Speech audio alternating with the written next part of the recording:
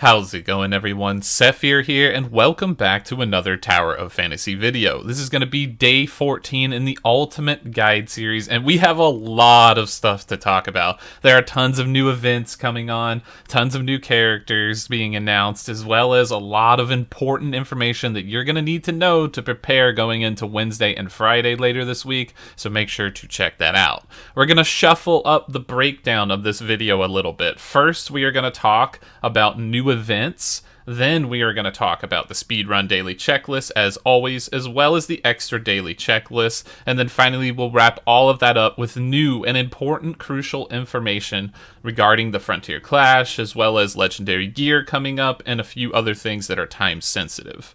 So first and foremost, I did want to thank everybody for watching these video series. We are almost at 50,000 subscribers, and that is actually amazing. I got a video prepared for that when it comes out, so thank you for all the love and support. Next, we're going to dive into new events. Frigg is announced. The new character coming out after Nemesis will be Frigg, and that is massive because we are going to start to see ice compositions turn online, and it will definitely shake up the meta entirely. So let's go ahead and take a sneak peek at Frigg and see what she's all about.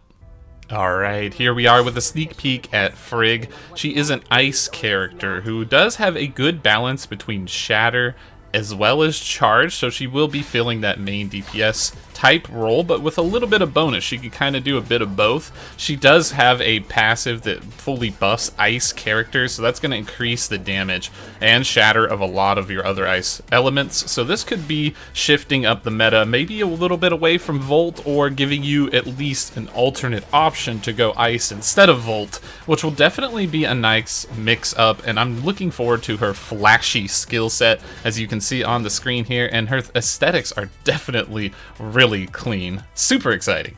Frigg will be arriving right after the Nemesis banner ends, so roughly about 8 days, give or take. Whenever that countdown goes down, you shall see her, and that will be very interesting. I definitely plan to at least get one copy of Frigg, and I'll talk in great detail about Frigg and how powerful she is and what we think the state in which she'll come out in the global version will be. And keep in mind, that's always different from the Chinese version, so we're going to have to see how her character has been changed and balanced to determine whether or not she's a hard pull or maybe just a one and done or a pass.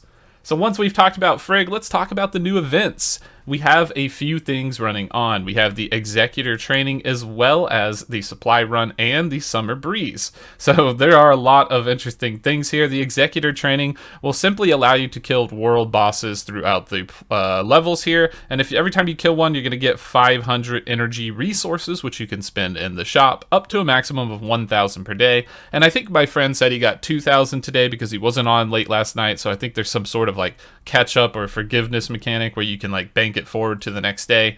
But if you take a look at the shop here, it is absolutely massive. You can get a total of 7,000 points, and this thing is awesome. There is a whole copy of Colossus Arms in here, as well as Red Nucleus and a bunch of other good boosting materials along the way. So you will be able to obtain all of these as long as you're killing your bosses every day and participating in the event. So this is great news. I definitely love this event. 10 out of 10. It encourages you to group up with your friends and take out these world bosses. This is for sure fantastic. The next event that we have is Supply Run. Supply Run is just a simple login event.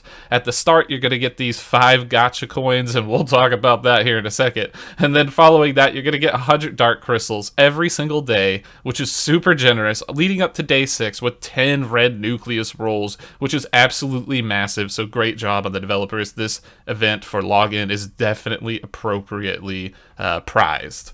And then the final one we have to talk about, this one's a little weird. The Summer Breeze thing coming here, this Gacha type element. So everyone's going to get 5 coins. And once you've gotten your 5 coins from logging in, that's it. The only way to get coins is to go to this limited shop and buy them for 100 Dark Crystals each. Yeah, that's right, 100 each. And in order to get everything in the shop guaranteed, you need 94 of those. So you're talking 9,400 Dark Crystals, which I'm pretty sure is pretty much all of the free-to-play's wallet, right? And then if you're a whale, that's equating to about $120. So this is where it gets a little bit tricky. I added up the value of these actual materials in here in the second row, and I think I would price them generously at about $40. This is all talking about USD, US dollars, of course. So about $40 for this row. So in essence, getting these little tiny extra goodies like gold and stuff, plus everything in the top row, which is banner, cat ear, the swimsuit outfit, and all of those things, that's all going to run you $80. And in my opinion, that's, for me, for a skin, $80 is a little much, but I know there are some people that like and enjoy that. So I think we'll break this little gacha down into a few sections. If you're a whale, if you're a whale, you're a leviathan, you're a kraken, do your thing, obviously, you're going to get all this. If you are a dolphin player or like a baby whale, like someone who spends a decent amount, but you're looking for power in the game, this banner might not be for you, to be honest. Personally, I'm thinking about taking a hard pass on it, although I may do some pulls on my live stream tonight to maybe just see how, if I could get lucky a little bit early, or just give some information on what it would be like for some free-to-play players. That's what I might do. We'll see how it goes. But this is kind of just like that question is like, do you want characters or do you want a swimsuit? And that is a pretty hard debate sometimes, so I could see that definitely being challenging. But I think for free-to-play players, this is a hard pass. For dolphins, this is a hard pass. And for anybody who's like a baby whale, you might consider, and then, from there on up, do your thing. You're going to buy what you're going to buy, right? Like, that's going to be you. So those are pretty much the new events. That's definitely some interesting ones. I love the really good ones, like the handing out the stuff and the boss killing. That is definitely fantastic. I think this gacha thing could be a bit better priced, and I would like to see that from the developers in the future. But no worry, hey, maybe they missed the mark here. Next one will be better priced. You submit your feedback and you vote with your wallet. So do what you want. And of course, this is just my humble opinion. It could be different from yours, so follow your heart. All right, now that we've got those things out of the way, let's jump into our speedrun daily checklist. The first thing you're going to want to do, as always, is make sure you complete your bounties every single day. Once you have completed your bounties, then you're going to be going on to the main story, but there is no main story for 90 hours, so it's going to be a little while. When we talk about ruins as well, there is also nothing new since we haven't obtained any level cap. And then following that up, Mia's Kitchen, you should be on top of claiming before it expires at the end of the day. Vitality also has no new changes, but I will make a small note that you should be looking for 3-star gates and probably focusing on dimensional trials at this point, because you want to stock up those weapon augment materials. And if you're somebody that's an achievement hunter, you might want to get working on the Omnium Beacon, because you have to collect 50 of your friends' beacons, 100 of your friends' beacons, and getting that achievement is no joke for sure. So once you've completed that, the level cap is still the same. We are stuck at 46, but we will have level 48 on Wednesday. So that's going to be important to prepare for, because you're going to have 2 whole levels that you can advance. We will not have a main story on Wednesday. So that means what you're going to be relying on to advance your levels is the bounties and all of the normal stuff that just comes along with playing the game. So it will slow down a bit here, and it's going to be more so true when we get up towards level 50. But with the amount of level tracking that we've been getting on the global version, we might just be all right in general. To be honest, it feels like we're attempting to go forward and progress a little bit faster. So that does feel good for everybody. So hopefully all the casual players can keep in line with everybody else, and I like that everyone's on the same point. So maybe that's not such a bad thing. Next, we have the extra daily checklist. Make sure you go and do your training. I got my favorite today, the memory. I can't wait to do this. It's going to be great. And the gliding training. I've been collecting 2 or 3 of these orbs and then just heading for the goal. And that's it. I don't know what you guys do. Comment down below. Let me know what it is that your strat is for this. But I hate this thing. This one is up there with the burger. The burger and the bat for me. This thing's obnoxious. Once you've got those done, make sure you head to the black market to collect your daily gifts from Hopkins, and then also go to Cetus Island so that you can get your 3 claw machines from the little vendor there.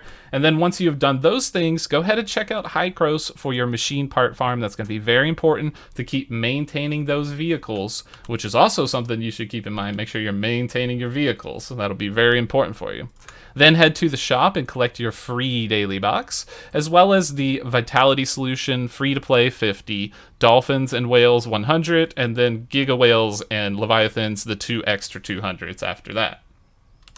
Finally, then we have support points. Make sure to cap out your support points for the day, because those are going to be very important going into the future. You're going to want to start buying a lot of these materials, so go ahead and check that out. Make sure you at least get your joint supply chips and your black nucleus for the week, and then from there you can buy whatever else you want to buy. Once you have all that, you could consider checking out the elemental ores within the world, farming the fire, lightning, and ice nodes for crystals to enhance your gear, and that should definitely help you. Now, let's get into some of the important stuff. You will have access to an additional Frontier Clash today, but wait, do not use it. You have been warned. On Friday, we will be getting another boost to the Frontier Clash, which will potentially allow you to get legendary gear. We're pretty sure that's going to happen. So you want to hold the buff that you get from Tuesday, and you want to hold the charge that you're going to get from Thursday as well, and wait until Friday at least, so you can potentially get that legendary gear. That's going to be very, very important. On top of that, I do want to let you know that Wormhole is resetting in 1 day and 17 hours for NA, and it might be different based on your time zone. So go ahead and check that out, but just remember that Wormhole will be resetting. You can get 120 points per level that you clear, up to 8, for the first time that you re-clear it per reset. So you will be able to get an additional 160 purple energy dust, and that will definitely help you out going forward into the future.